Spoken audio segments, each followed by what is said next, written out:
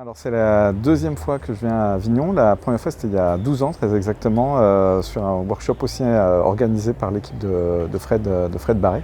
Donc c'est un plaisir de revenir pour discuter les dernières avancées, notamment par le groupe CAPT. Et puis entre-temps on a collaboré aussi avec l'équipe de Fred Barret dans le cadre du groupe Phénome, qui est l'ensemble des plateformes de phénotypage en France, dans lequel mon institut à Angers est aussi partenaire.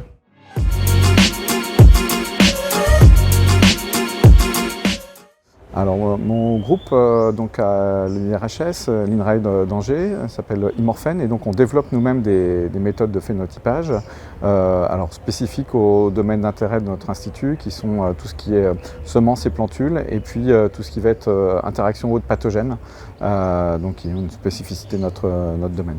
Donc ce que ça apporte, c'est la possibilité de faire des suivis qui des fois dépassent les capacités d'observation des yeux humains, d'aller dans des serres de quarantaine, là où des fois on n'a pas envie forcément systématiquement aussi d'avoir trop d'allées et venues.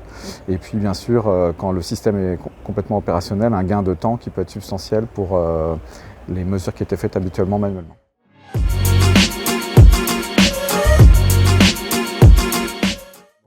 Là sur justement un historique sur les 10 ou 15 dernières années, ce qui était de l'ordre d'une recherche appliquée qui se transférait pour la première fois au domaine du végétal deviennent finalement des outils d'ingénierie de base. C'est clairement le cas là, pour tout ce qui est deep learning que tout le monde utilise là et qui il y a moins de 10 ans était absolument pas accessible pour aucune des équipes qui sont présentes aujourd'hui. Donc oui, il y aura toujours, je pense, des possibilités de nouveaux éléments. Je pense qu'il y a quelque chose par rapport à la data et la possibilité finalement de les utiliser de manière plus active plutôt que des données au repos qui sont déjà acquises. Et ça, je pense, c'est un des fronts qui va permettre encore d'accélérer le déploiement des méthodes de phénotypage.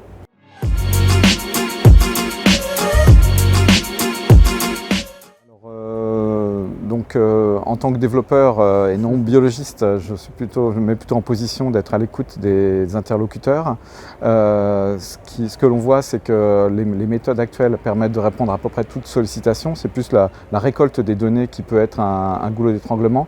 Et pour nous, ce qui peut être frustrant, c'est d'avoir à refaire systématiquement pour des traits qui se ressemblent d'une certaine manière, mais avec des conditions de conduite culturelle ou de prise de vue qui changent. Et donc, je pense que le trait de rêver, c'est finalement d'avoir des méthodes qui soient les plus génériques possibles et les plus robustes possibles, comme on en a vu un ou deux exemples dans la présentation au workshop.